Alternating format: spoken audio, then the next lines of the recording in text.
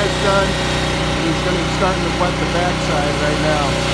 I over here just added to my house wash solution. We had about half a bucket left, so I always do a half and half mix. So 50-50. 50% water, 50% acetate. So what I did is I dumped a gallon in, dumped a gallon of my acetate in there. Then I came over to here with my empty gallon, filled it up with water. And what's cool about this is you can fill bucket jugs and stuff. Wow, this is running. It's running off the bucket plate. So I added my gallon of water to that. And so since I added 2 more gallons, I added 2 more ounces of my eliminator. So my house wash solution is topped off.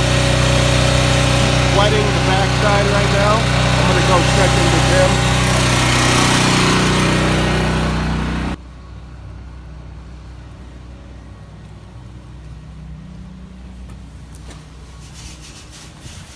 So he's wetting everything down. He's wet this backside. We'll probably have to get on the roof to hit that peak once he can reach it.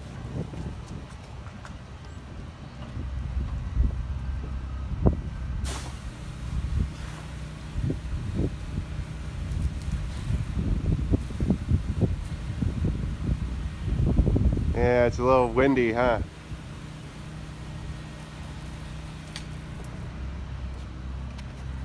Alright. So yeah, we had to bust out the little A-frame ladder. Climb up on the roof. I took that into consideration when I did the estimate though. Kinda knew that was coming. So yeah, he's wetting that down. I'm gonna go drop the chemical in.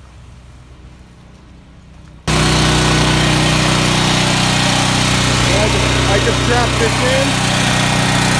Open this up. And I'm gonna take my pump sprayer back with me. I make a real weak solution, probably 1 to 8 parts. This house hasn't been washed in forever. I noticed some spots, little algae, big clusters that's stuck. So I'm just gonna hit those with the pump sprayer, and then I'm getting rained on, and then he can rinse it off later. It's a tight squeeze, but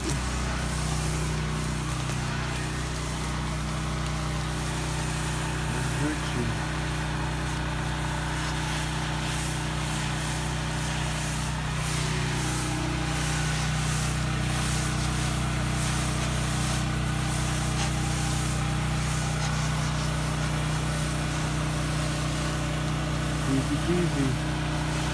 Let that dwell for a second, and then we're on to the next job. Job number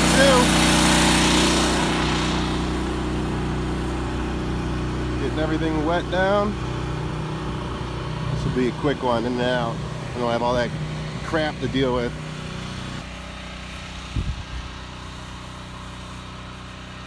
You can see what it looks like before we get to it.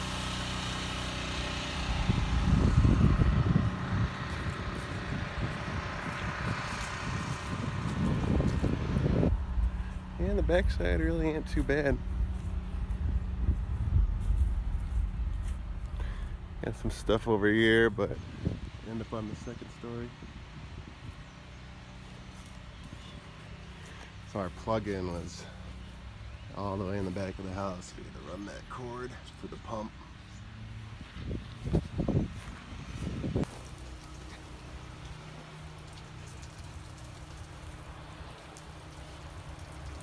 So this side of the house,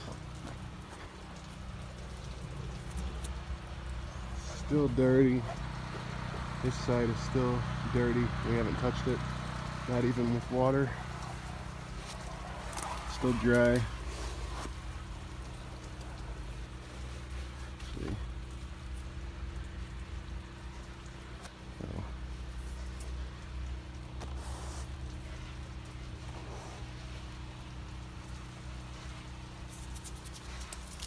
Horrible paint job, oxidized.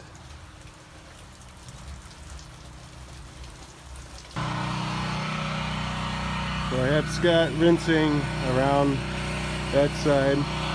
We've already done all this up there. That was very tough. There was stuff that just did not want to come off. This house, there's a lot of stuff that didn't want to come off. I had to bust out the two-gallon sprayer and hit some tough spots with a stronger mix. This side was really rough. It's all good now. Sides. Oh, that's good. Good. I had to go up there. Luckily I was able to just do this and hop up on the roof and hit all the spots.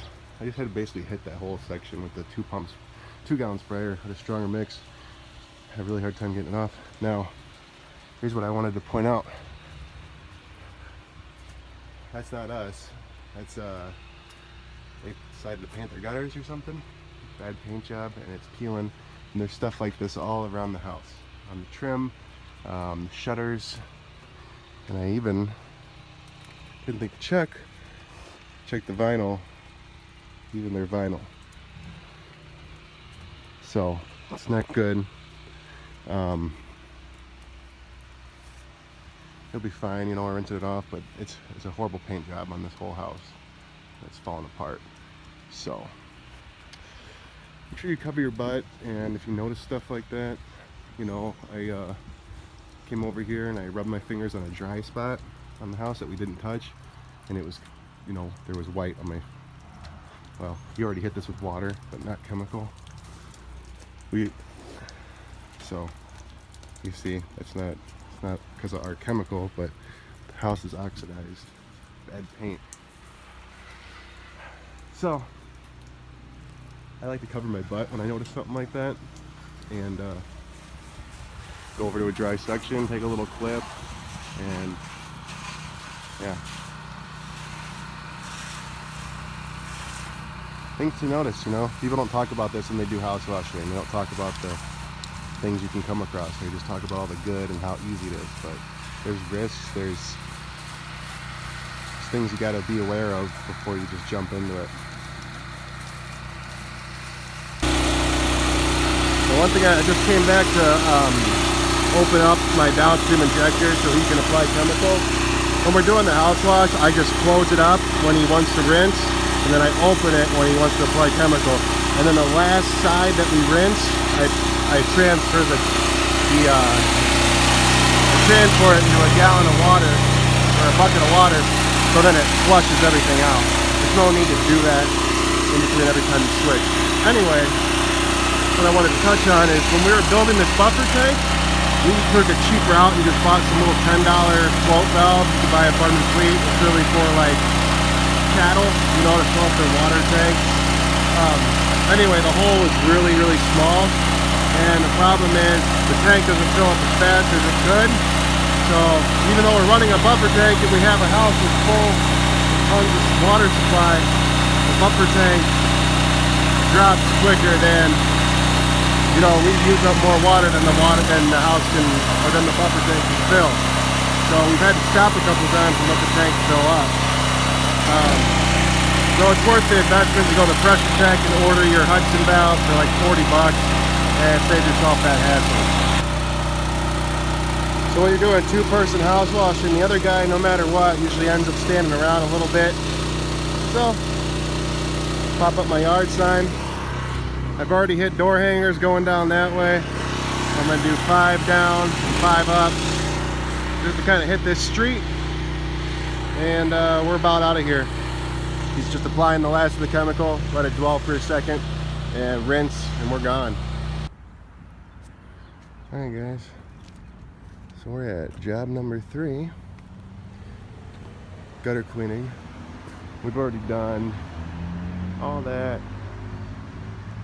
back.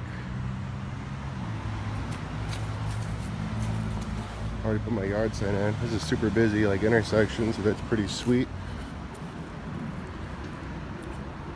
I'm about to go up there, see if I can reach that. He's up here.